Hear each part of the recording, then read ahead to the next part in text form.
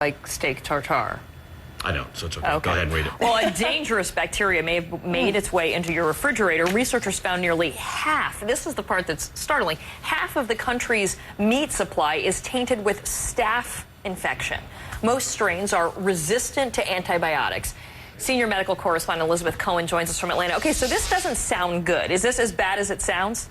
You know, it's not quite as scary as it sounds, Karen, and I'll tell you why. When we talk about meat being tainted, people think, oh, I'm going to eat it and I'm going to get sick, you know, like from E. coli or salmonella from chicken. And that's not what this is. This is a staph bacteria. It's not that it's a good bacteria. It's not. It's not going to get you sick when you eat it. It could possibly, maybe, harm you when you touch it. That's the issue, is that it could give you a skin infection. So let's take a look at this survey again. They went to 26 grocery stores in 5 different cities in the United States, and what they found was that 40% of the meat, and we're talking, you know, turkey, beef, chicken, a variety, contained staph.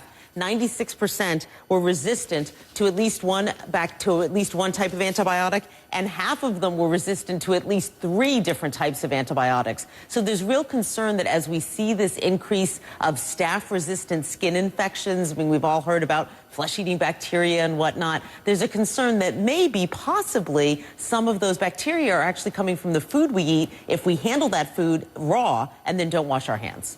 Okay, so you sort of got to the question I was going to ask you. Is that the solution? Either handling food raw with gloves, or ensuring that we do what we're supposed to be doing, and that's wash your hands after you touch raw meat? Right, exactly. I mean, that's a possibility. I mean, you sometimes see people in restaurants or other places, you know, wearing gloves. So let's take a look at some of the things that you can do. You can wear gloves.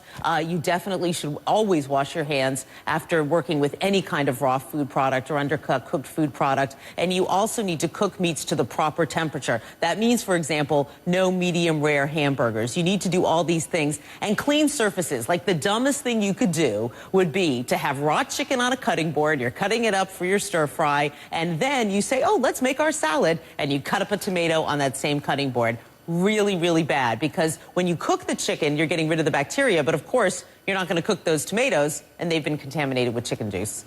And that's true not only for staph bacteria, but also for salmonella, for all other kinds of things. I just keep actually a different, I have one cutting board for meat, and then different ones for the veggies and raw foods. Don't use a wood cutting board for meat, right, because a wood cutting board can hold the bacteria easier than like a plastic one.